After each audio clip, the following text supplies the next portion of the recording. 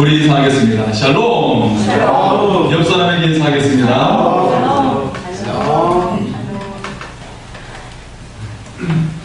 네, 어떤 선교사님이 주님의 부르심을 받고 하와이에 있는 원주민에게 그렇게 선교를 가게 되었습니다.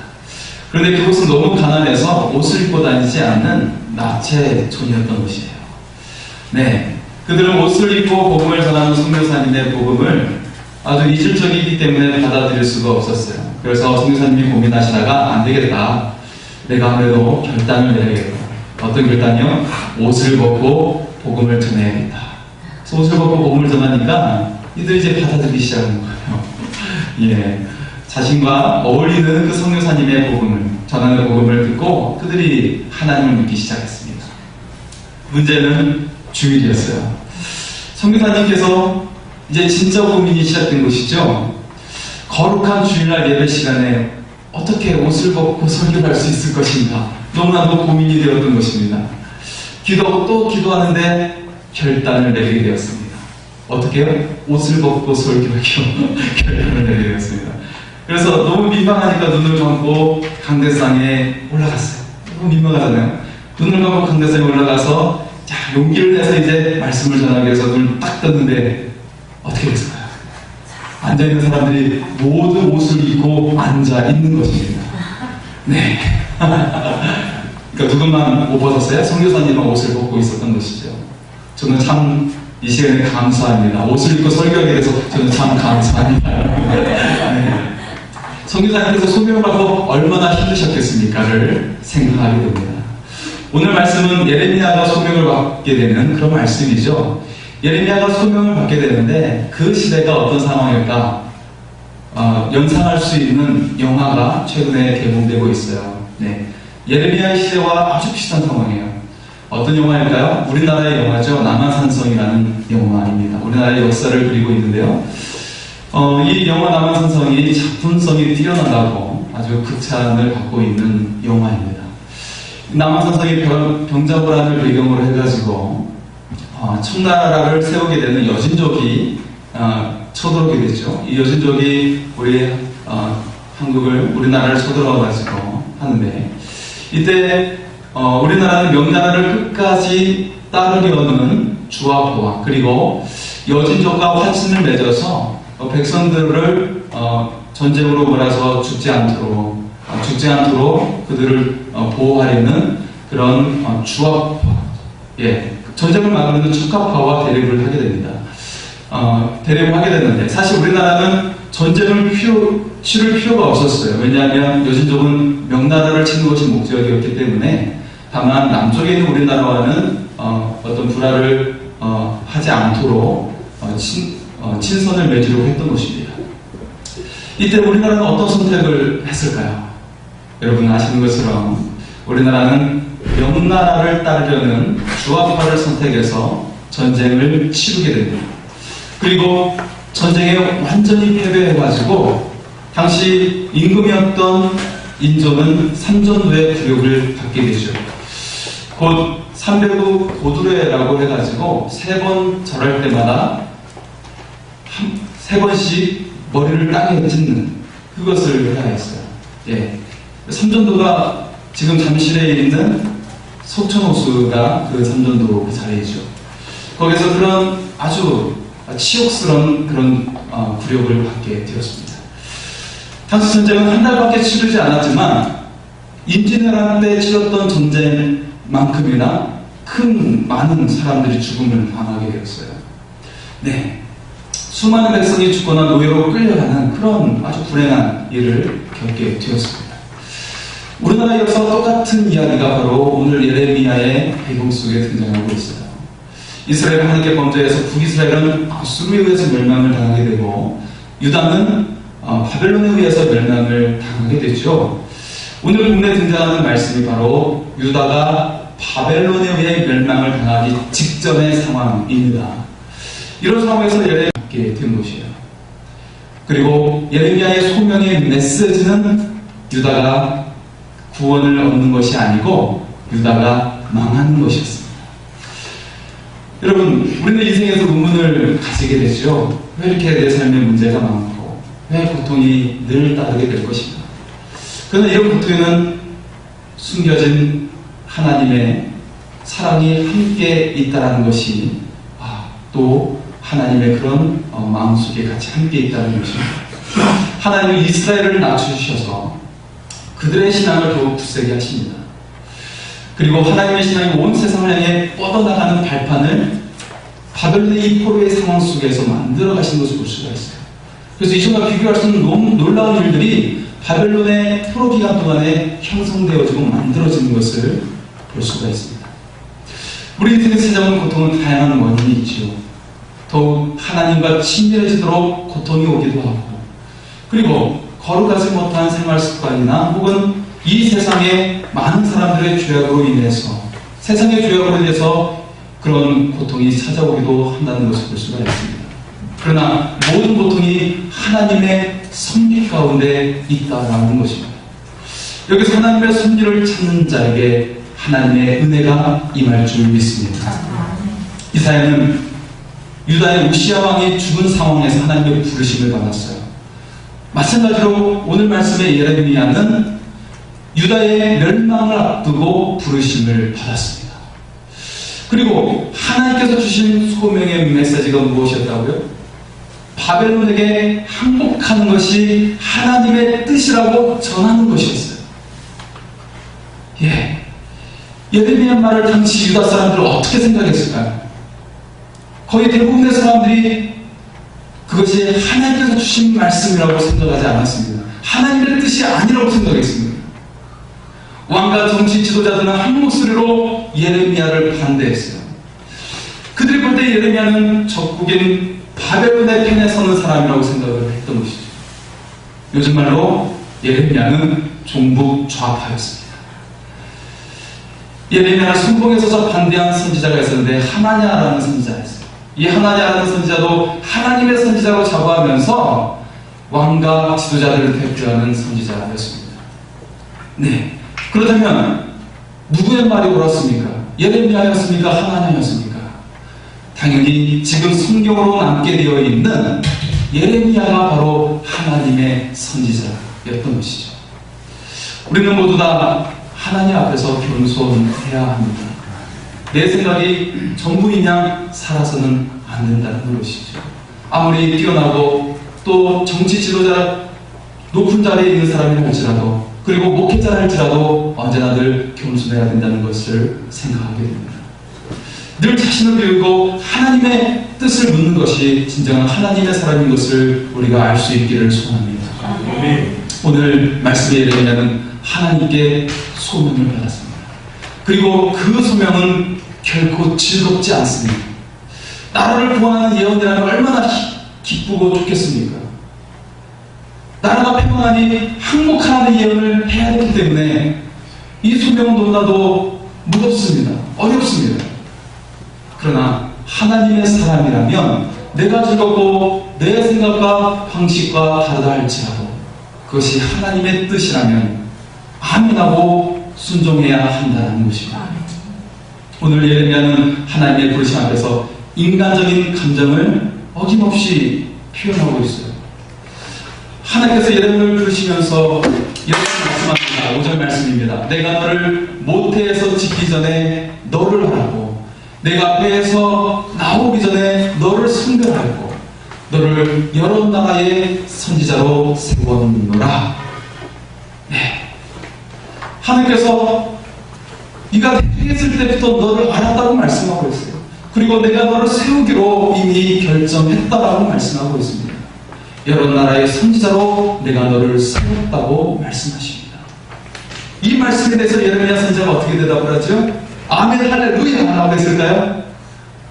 예. 하지만 안타깝게도 6절 말씀에 예레미야는 이렇게 고백하고 있습니다. 슬프도소이다 주 여호와여 보소서, 나는 아이라 말할 줄 알지 못하나이다 라고 말하고 있습니다. 예레미야는 자신을 아이라고 생각했어요. 세상을 두려워했다라고 그렇게 그 의미 속에는 담겨 있습니다. 하나님은 예레미야가 무엇을 두려워하는지 알고 있습니다. 8절에 그래서 이렇게 위로하고 있습니다.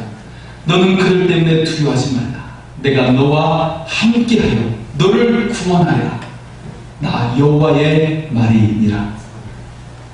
하나님의 이런 말씀을 들었다고 해서 예레미야의 그 두려움이 바로 사라졌을까요? 아닙니다. 그렇지 않습니다. 두려워하지 말라는 말씀을 하나님께서 주셨던 이 예레미야는 이미 그의 삶 가운데 두려움이 늘 자리 잡고 있었다는 것을 알 수가 있어요. 그가 삶 가운데 늘 두려움이 있었기 때문에 하나님은 직접 두려워하지 말라라고 그를 세워주고 있는 것입니다. 성경을 읽는 사람들이 종종 착각하는 것은 성경에 등장하는 인물들이 하나님과 동행했기 때문에 늘 당당하고 자신감이 넘치는 것으로 생각할 때가 있습니다. 하지만 전혀 그렇지 않다는 거예요. 우리와 별로 차이가 없다는 것이에요. 모세를 보세요. 하나님께서 이 호렙산 가운데 떨기나무 가운데 불을 내리시는데 타지 않게 만드시면서 그 놀라운 이적을 보여주는 상황 속에 말씀을 직접 주시고 계시잖아요. 내가 너를 이스라엘을 구원하여 애국에서 이끌어내겠다. 그 약속을 주시고 계시는데 하나님께서 분명한 목소리로 그에게 직접 말씀하시는데 모세는 그걸 계속 거부해요. 4번이나 거부합니다. 그때마다 하나님께서는 그가 가지고 있는 마른 막대기를 통해서 이적을 보이시고 그리고 결국에는 너에게 아론을 부셔주겠다. 그가 너의 말을 대언할 것이다 라고 함을 통해서 하나님께서 4번이나 그를 설득해서 결국 그를 세우게 되었어요. 얼마나 초라해 보입니까? 엘리야 선자도 처음에는 그리 시냇가에 숨어가지고 까마귀가 공급하는 것을 먹고 하나님의 은혜를 조금씩 경험하게 됩니다. 그러다가 사렙바바의 집에 들어가서 그 가정 가운데 작은 이적, 그 가정을 살릴 수 있는 이적을 행하게 되죠. 그것이 3년 이상 지나고 난 후에야로서 갈멜산에 가서 850명의 거짓 선자들과 싸워서 이 대결에서 큰 승리를 거두는 놀라운 일을 행할 수가 있었습니다. 처음부터 위대한 사람이 아니었다는 거예요. 작은 것을 통해서 매일의 이 작은 하나님의 그 놀라운 손길을 통해서 결국에 큰 자가 될 수 있었다는 것입니다. 예수님도 마찬가지였어요. 당신의 십자가를 받아들이기 위해서 끊임없이 고민해야만 했습니다. 그리고 기도하시고 결국 최후의 겟세마네 동산에서 기도하신 후에야 비로소 십자가를 지시기로 결단하신 것입니다. 예레미야도 그 어려운 가운데 하나님의 소명을 듣고 어려운 결단을 내리고 있는 것입니다. 예레미야의 말을 받아들이지 않는 대다수의 적대자들이 있었습니다. 그 적대자들은 다윗 왕조가 지속될 것이라고 확신했어요. 예레미야가 적대자가 두려웠음에도 불구하고 하나님의 말씀을 줄기차게 선포할 수 있었던 이유는 그의 영성이 확고했기 때문이었습니다. 그의 신앙관이 분명했습니다. 예레미야는 소명을 받고 그에게는 4가지 분명한 신앙관이 있었어요. 그 첫 번째는 예레미야는 인간이 얼마나 부패했는지를 정확하게 보고 있었다는 것입니다. 예레미야 11장 9절에 말씀합니다. 만물보다 거짓되고 심히 부패한 것은 마음이라 누가 능히 알리요. 본질이 부패한 인간이기 때문에 다윗 왕조를 애천하는 그 일들이 헛된 것이라고 그는 이미 판단하고 있었다는 것입니다. 오직 하나님을 바라보고 그리고 결국에는 이 나라가 이 부패함으로 말미암아 심판받는 것을 받아들여야 함을 그가 말씀하고 있는 것입니다. 둘째, 예레미야는 위기 극복은 다른 데 있는 것이 아니라 하나님께 돌아가는 것이라고 외치고 있습니다. 내면의 변화가 필요하다는 것입니다. 예레미야 4장 4절을 말씀합니다. 유다인과 예루살렘 주민들아, 너희는 스스로 할례를 행하여 너희 마음 가죽을 베고 나 여호와께 속하라. 그리하지 아니하면 너희 악행으로 말미암아 나의 분노가 불같이 일어나 사르르니 그것을 끌 자가 없느니라. 그래서 위기 극복은 철저히 자신을 회개하고 하나님께로 돌아갈 때 비로소 회복되어진다라고 예레미야 선지자는 선포하고 있는 것입니다. 그리고 셋째, 예레미야는 하나님은 값비싼 희생제사와 제물을 원하는 분이 아니라고 말씀하고 있습니다. 반면에 유다 백성들은 어떻게 생각했습니까? 희생적이고 그리고 어떤 형식적인 그런 의식을 갖춰서 제물을 드리면 하나님의 백성이 될 수 있다고 여겼어요. 무슨 말입니까? 이런 제사와 예배만을 드렸다고 해서 하나님의 백성이라고 생각했던 것입니다. 평소에 삶은 하나님을 떠나 있고 우상을 섬기며 살면서 쾌락을 즐기면서 예배만 잘 드리면 땡이라고 생각했다는 거예요. 근데 오늘날 우리 한국의 수많은 그리스도인들이 편한 신앙의 길을 찾고 있습니다. 여러분, 대형교회가 교회를 크게 짓고 나서 수많은 사람들이 모여든다고 자랑을 많이 하죠. 우리 교회가 5만에서 10만으로 되었습니다. 그렇게 자랑을 하곤 합니다. 그런데 믿지 않는 사람들이 가게 되었을까요? 아니요. 교회에서 상처받거나 떠돌아다니는 가난한 교인들이 그곳에 가본 곳이에요. 아, 교회가 크게 잘 지었으니 한번 가보자. 그리고 평소의 삶은 그냥 세상 삶을 살다가 주일에만 예배를 드리고 그리고 예배당 나오는 순간 또 신앙의 삶을 까맣게 잊고 그렇게 생활하는 주일만 지키는 그런 그리스도인들이 더욱 많아지는 것을 양상하고 있다는 것입니다. 예레미야는 이처럼 어떤 의식에서 멈추지 말고 우리의 삶 가운데 하나님을 진정으로 섬기라고 강조하고 있는 것입니다. 네 번째로 예레미야는 성전마저 구별하고 본질에 대해 말씀을 하고 있어요. 예레미야 7장 4절의 말씀입니다. 너희는 이것이 여호와의 성전이라 여호와의 성전이라 여호와의 성전이라 하는 거짓말을 믿지 말라. 이어서 6절에 말씀합니다. 이방인과 고아와 과부를 압제하지 아니하며 무죄한 자의 피를 이곳에서 흘리지 아니하며 다른 신들 길을 따라 화를 자초하지 아니하며 라고 말씀하고 있어요. 진정한 성전은 하나님이 거하시는 주의 성전은 바로 하나님의 사랑을 실천하는 곳이 되어야 함을 말씀하고 있습니다. 내 삶을 통해서 나를 비우고 사랑을 실천하며 나아가라고 말씀하고 있는 것입니다. 이와 같이 예레미야의 이런 확고한 신앙으로 말미암아 마치 그가 왕따처럼 몰리고 있는 상황 속에서 하나님의 말씀을 용감하게 선포하고 있었다는 것입니다. 그렇다면 실제 유다가 어떻게 되었고 예레미야가 어떻게 되었을까요? 유다는 이미 BC 597년도에 1차 바벨론에 의해서 침략을 당하게 됐죠. 그때 항복해서 백성들이 포로로 끌려갑니다. 하지만 그때에는 아직 예루살렘 성과 왕궁이 남아 있었습니다. 이때 왕과 지도자들은 다른 일을 꾀하고 있었어요. 다른 구원의 방법을 꾀하고 있었습니다. 그 당시에 바로 이 예레미야의 말씀이 선포되어지고 있었어요. 이 예레미야서 그 당시에 쓰여지고 있습니다. 그때 예레미야는 계속해서 하나님의 말씀을 듣고 이제 바벨론에게 항복해서 하나님의 말씀을 따르는 언약의 백성이 되라고 말씀을 전하고 있었던 것이죠. 이러는 동안에 유다는 하나님의 말씀을 따르지 않았습니다. 유다는 애국과 동맹에서 바벨론에 대항하려고 했어요. 그렇게 1차 항복을 한 10년 후에 BC 587년에 유다는 완전히 패망해가지고 예루살렘 성과 왕국이 완전히 파괴를 당하게 됩니다. 그리고 예루살렘 도시는 모조리 불타고 나라 자체가 없어지게 되었습니다. 수많은 귀족과 지식인들이 바벨론으로 돌아가고 모든 백성들이 거의 전멸하다시피 되었어요. 얼마나 안타까운 현실입니까? 마치 우리나라 병자호란의 상황과 같이 남한산성에서 산성이라는 영화에서 그려지는 것 같이 그런 일이 유다에 일어났습니다. 예레미야는 어떻게 되었을까요? 예레미야는 특별하게 대우해 주겠다라는 바벨론의 제의를 거절하고 폐허가 된 예루살렘으로 돌아갔어요.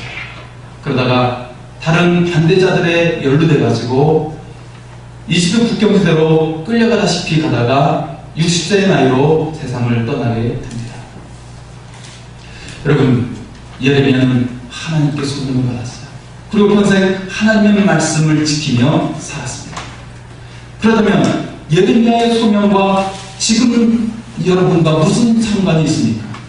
지금 우리와 무슨 상관이 있습니까? 하나님의 말씀을 받았다는 것이 핵심입니다. 9절 말씀은 그림을 그리듯 우리에게 묘사해주고 있어요. 우리 구절의 말씀을 같이 한번 읽어보겠습니다. 함께 읽겠습니다. 여호와께서 그의 손을 내밀어 내 입에 대시며 여호와께서 내게 이르시되 보라 내가 내 말을 내 입에 두었노라. 아멘. 여러분 어떤 그림이 보이십니까? 내가 내 말을 내 입에 대시. 하나님께서 그 손을 내 입에 대시며 여호와께서 내게 이르시되 내가 내 말을 내 입에 두었노라. 그렇게 말씀을 하고 계세요. 하나님께서 손이 따로 있는 것이 아닙니다. 다만 하나님의 뜻과 행동이 그 속에 담겨져 있어서 그 말씀이 임했다는 것을 보여주고 있습니다. 내가 내 말을 내 입에 두었노라 말씀하고 있어요. 이걸 공동 번역은 이렇게 번역했습니다. 나는 이렇게 나의 말을 너의 입에 담아준다. 어떤 그림이 생각나십니까? 엄마가 아이에게 밥그릇에서 숟가락 한 스푼을 떠가지고 아이에게 밥을 먹여주는 그런 모습을 연상케 하는 그런 말씀입니다. 나는 이렇게 나의 말을 너의 입에 담아준다. 하나님께서 마치 밥숟가락을 아이에게 입에 담아주듯이 우리에게 말씀을 담아주겠다는 이 말씀입니다. 예레미야가 하나님의 말씀을 정말 정확하게 깨닫고 선포할 수 있었던 것은 바로 하나님의 말씀을 그대로 입에 담아두었기 때문이었습니다. 예레미야는 이런 소명의 경험이 분명했기 때문에 그 어려운 운명을 헤쳐나갈 수가 있었습니다. 사실 우리도 예레미야의 운명과 같은 길을 걷고 있습니다. 세상은 우리가 믿는 복음을 받아들이지 않습니다.